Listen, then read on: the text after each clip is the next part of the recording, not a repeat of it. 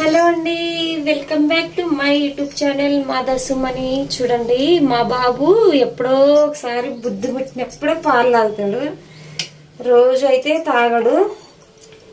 నేను అందుకని పాలు వేడి చేస్తున్నాను. అచ్చం పాలు కూడా తాగకూడదు, పెద్దవాళ్ళైనా చిన్నవాళ్ళైనా. కొన్ని వాటర్ కలుపుకోవాలి పాలల్లో, వాతం చేయకుండా ఉంటుంది. డైజెషన్ కూడా అవ్వదు. మరీ చిక్కగా తాగితే పాలు కొంతమందికి బాడీని బట్టి.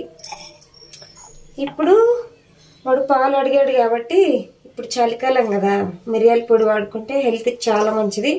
జలుబు, దగ్గు, తుమ్ములు, ఇన్ఫెక్షన్లు ఏవి రాకుండా ఉంటాయి. మిరియాల పొడి హెల్త్కి చాలా మంచిది. మిక్సీ పట్టాను. మిక్సీ పట్టి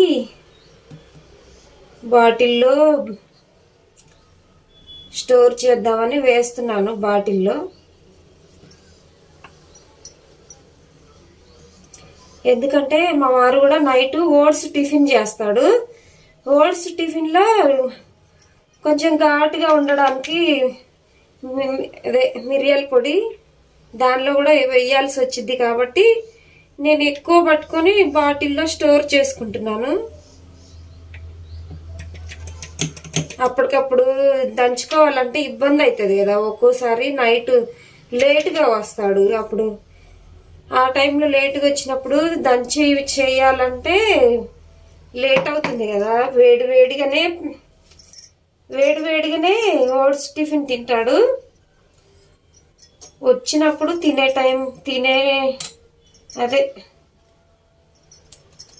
వచ్చినమ్మటే రెడీ అయ్యేలోపు నేను టిఫిన్ చేస్తాను. అంటే వేడివేడిగా తింటేనే బాగుంటుంది కదా. అది చలి, అందులో ఇప్పుడు ఇది చలికాలం. ఇదేం అంటుకోలేదు, ఊడిపోయింది. ఎక్కడ జారి పడిపోయిద్దో అనిపిస్తుంది, చూసి తీసుకోలేదు. మిరియాల పొడి కనిపిస్తుందా అండి? మా వాడికి లైట్గా పాలలో తెలిస్తే తాగాడు. మళ్ళీ తెలియకుండా కొంచెం ఘాటు ఎక్కువ లేకుండా లైట్గా మిరియాల పొడి వేసుకుంటే హెల్త్కి చాలా మంచిదండి. బ్లడ్ సర్క్యులేషన్ కూడా బాగా అవుతుంది. బ్లడ్ సర్క్యులేషన్ కాకుండా నరాలు ఇదైన వాళ్ళకు కూడా ఇలా మిరియాల పొడి వాడుకోవడం వల్ల హెల్త్కి చాలా మంచిది. ఇలా వాడుకోండి,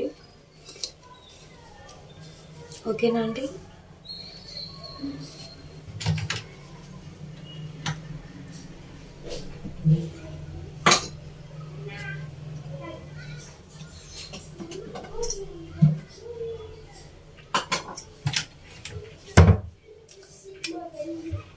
ఈ వీడియో నచ్చిన వాళ్ళు లైక్ చేయండి, షేర్ చేయండి, కామెంట్ చేయండి. నా ఛానల్ సబ్స్క్రైబ్ చేసుకోండి మరిన్ని వీడియోస్ కోసం, ఓకేనా అండి? తప్పకుండా సబ్స్క్రైబ్ చేసుకోండి నా ఛానల్ని, ఓకేనా? బాయ్ అందరికీ.